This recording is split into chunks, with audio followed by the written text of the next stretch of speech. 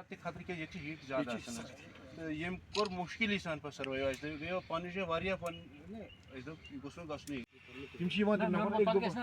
Farmers फायदा हम group में गोड गसो तय यून फायदा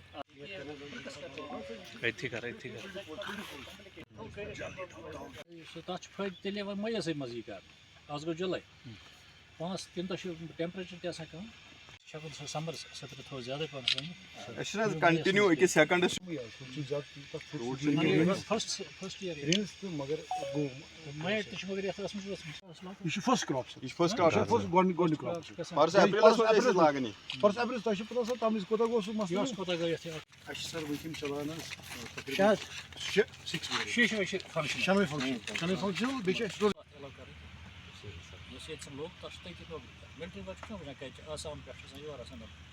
कनाल का फार्म हमारा हार्टिकल्चर का सबसे बड़ा फार्म और बहुत पुराना फार्म जो महाराज जी के ज़माने से पिछले 60-70 साल से काम कर रहा है हार्टिकल्चर के सिलसिले में। तो यहाँ से ही लोगों को प्लांट मटेरियल भी यहीं से जाता है, बार्डवुड भी यहाँ से जाता है, ग्राफ्टवुड भी यहाँ से जाता है, और ट्रेनिंग जो चाहे फार्मर्स की या अपने मुलाजिम की होती है वो भी यहाँ से जाती है, खासकर अभी साउथ कश्मीर के लिए। तो इसलिए हमारा जो भी अफसर यहाँ होता है तो वो 1-2 बार 3 बार यहाँ इसको विज़िट करना पड़ता है ताकि यहाँ का जो यहाँ डेवलपमेंट प्रोसेस देखे और यहाँ देखे कि क्या काम चल रहा है। तो पिछले साल इसमें बदकिस्मती से वो हुआ था कि लीफ माइनर यहाँ सारे इलाके में फैला था, इसमें भी फैला था। तो बाद में हमें ये फार्म कुछ टाइम के लिए बंद करना पड़ा। हमने पिछले साल यहाँ से ग्राफ्टवुड या बार्डवुड नहीं दिया, ना प्लांट मटीरियल दिया।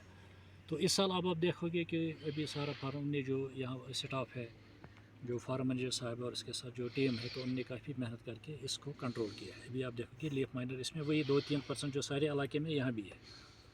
तो साथ साथ में ये जो इस साल जो एफिड का बड़ा अटैक हो गया, तो यहाँ भी हो गया था, लेकिन अभी ये वो भी इसमें हमने कंट्रोल किया। इस वक्त आप लाइव तो जहाँ ताल्लुक है, क्योंकि उसमें डैमेज का एक्सटेंट उतना ज़्यादा होना चाहिए कि 50-60% ज़्यादा, लेकिन जो थोड़ा होता है जैसे 8%, 10%, 20%, उसमें तो कंपनसेशन नहीं मिलती। लेकिन अब चूँकि गवर्नमेंट ने जो क्रॉप इंश्योरेंस जो स्कीम है वो लागू हो गई है और हार्टिकल्चर पर भी लागू है, तो हम कोशिश करेंगे कि ज़्यादा से ज़्यादा लोगों को उसके इंश्योरेंस के तहत लाएँ, क्योंकि उसमें भी काफ़ी सब्सिडी मिलती है।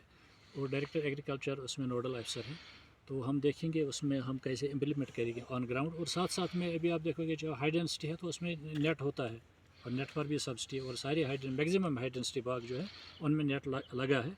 अगर चालाबारी कितनी भी हो जाए तो वो सेफ़ हो जाती है। लेकिन जो कन्वेंशनल बागों के लिए भी हमारे पास नेट मौजूद है, यानी अगर कोई लेना चाहे तो वो ले सकता है नेट, और वो एक परमानेंट इलाज है नेट। तो लेकिन जो चालाबारी होती है तो वो एक जिसे कहते हैं नेचुरल कैलेमिटी होती है, तो और ये पता नहीं होता किस इलाके में। लेकिन जनरली हमने देखा जो 6000 फुट से अबो यहाँ बाग लगे हैं हायर आल्टीट्यूड पर, वो hail hit areas, hail prone areas है, उसमें ज़्यादा होता है। तो अगर हम ये जो क्रॉप इंश्योरेंस स्कीम उनमें लगाने की हम कोशिश करेंगे ताकि अगर नुकसान हो जाए तो उनको वो मुआवजा भी मिले। तो लेकिन असल इलाज इसका ये है कि जो ज़्यादा से ज़्यादा बाग जो हैं वो हाई डेंसिटी में कन्वर्ट होने चाहिए, चाहे मीडियम डेंसिटी वाले का हो या हाई डेंसिटी वाले, दोनों में नेट अवेलेबल है, और नेट लगाना इसका असल इसमें नहीं। इसमें एग्रीकल्चर डिपार्टमेंट भी लगा हुआ है और हार्टिकल्चर डिपार्टमेंट भी लगा हुआ है। हम बाज़ाब्ता ये सैम्पलिंग करते हैं, सोर्स से भी करते हैं, रास्ते में भी करते हैं, फिर दुकानों से भी, जो सेल्स आउटलेट हैं उनसे भी होता है। तो सैम्पलिंग बाज़ाब्ता तौर पर चल रही है। लेकिन इसमें जो एक ही चीज़ यहाँ बार बार हम लोगों से पूछ रहे हैं, लोगों से हम ये मुतालबा कर रहे हैं कि वो सिर्फ वही दवाई इस्तेमाल करें जो रिकमेंडेड है, क्योंकि रिकमेंडेड दवाइयों का जो टेस्ट रिपोर्ट आता है वो तकरीबन 99.9% सही आता है। 0.1% कभी कभार वो मिसब्रांडेड आता है, लेकिन जब उसको रिटेस्ट करते हैं वो फिर सही आता है, यानी उसमें उनकी सेफ्टी है। लोगों को चाहिए वो वही दवाई इस्तेमाल करें जो शेड्यूल में है, जो रिकमेंडेड है। उसमें कंपनी का नाम भी लिखा होता है, उसमें उसकी डोजेज भी होती है और उसमें उसकी टाइमिंग भी होती है। ये तीनों चीज़ें अगर वो करेगा, इन पर अमल करेगा, तो वो वाला खदशा जो है, जो मिसब्रांडेड होने का खदशा या नकली दवाई होने, वो खुद ही ख़त्म हो जाएगा। और लोगों में अवेयरनेस की कमी है, अवेयरनेस की कमी की वजह से ये चीज़ें होती हैं। वो तो जो अभी पुलवामा में रिसेंटली वाक़ा हुआ, जब हमने देखा कि बाद में जो न वो कंपनी रिकमेंडेड है और न वो दवाई रिकमेंडेड है एप्पल के लिए, तो उसने ऐसी दवाई छिड़की जो किसी जगह लिखा ही नहीं है, कि न किसी यूनिवर्सिटी ने और न हार्टिकल्चर डिपार्टमेंट ने इसको सिफारिश की है। तो उसकी ज़िम्मेदारी खुद फार्मर पर है। तो ऐसी कोई दवाई मत छिड़को جو ریکمنڈڈ نہیں ہے یا جس کا جو لائسنس نہیں ہے، لائسنس والے سے چلو لائسنس تو ان کے پاس ہوتی ہے، لیکن ریکمنڈڈ اور ریکمنڈڈ ڈوز، ریکمنڈڈ ٹائم، یہ تینوں چیزیں دوائی چھڑکنے کے لیے ضروری ہے۔ چلیے جی سر، بہت بہت شکریہ، تھینک